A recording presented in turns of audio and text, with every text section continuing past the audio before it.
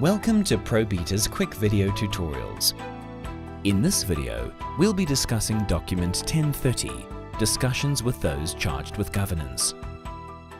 The objective of this document is to assist you in documenting inquiries from management and, where appropriate, those charged with governance, as well as to prompt you to discuss pertinent information relevant to the audit with these parties. Please note that this document is a template document and was designed for use in a single interview. Thus, multiple copies of this document must be made for each person you are interviewing. That is, each interviewee will have a separate document. You have to create a copy of the document, renumber the document, and rename the document before it can be used. Please note too that the process described in this video is the same for both large and small entities. Document 1030, discussions with those charged with governance, can be found under the Pre-Engagement Planning folder in your Caseware document library.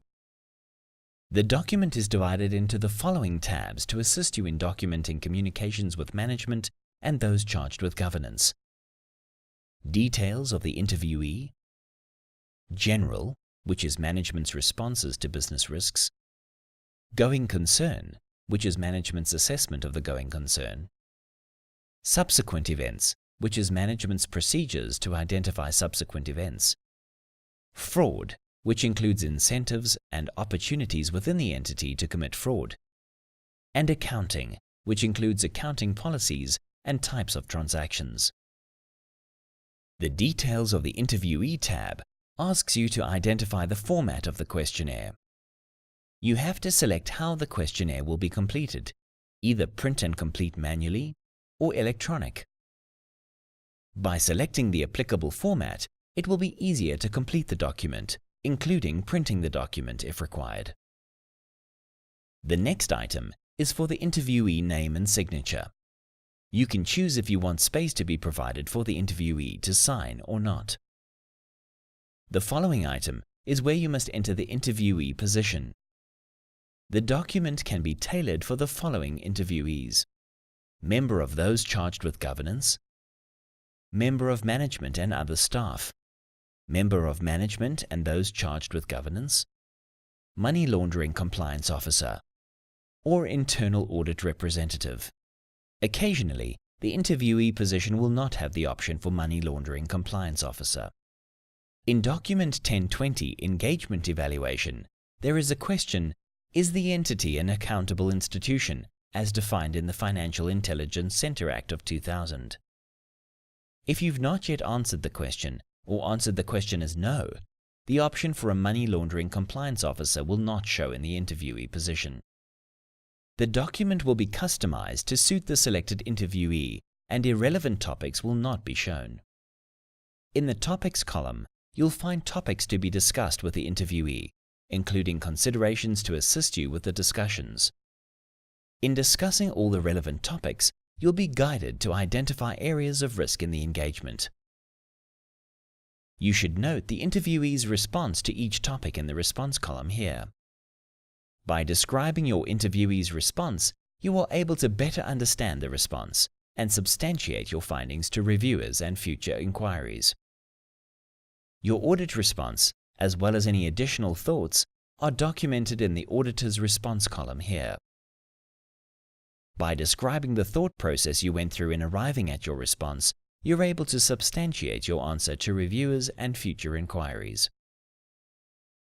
The Risk column allows you to raise a risk relating to the topic if necessary. When raising a risk, you're prompted to perform work on the risk in other documents.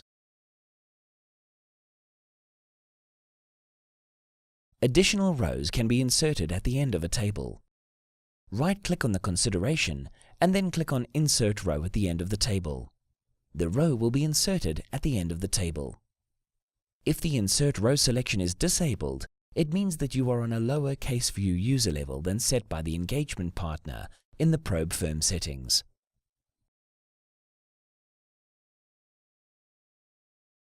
To delete a row, right-click on a row you have inserted and click on Delete Row. You can only delete rows that you or another user have inserted, and will not be able to delete any pre-programmed ProbeMMX content. The Delete Row option will hide if there is any text in the row that you are trying to delete. The cell must be cleared before its row can be deleted.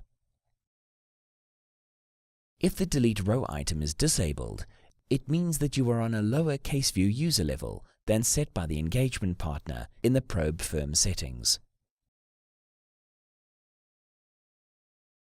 You can insert comments after procedures in the document.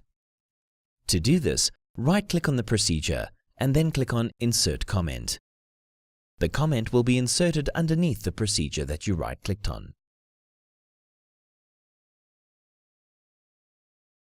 To delete a comment, right-click on the comment and then click on Delete Comment. You need to conclude this document by providing your audit response to the interviewee's response and then signing off the document. For more information, you can visit our website at www.probemmx.com. Email us at probsupport@probeta.co.za or call us on 010-595-QMMX today. Thank you for watching.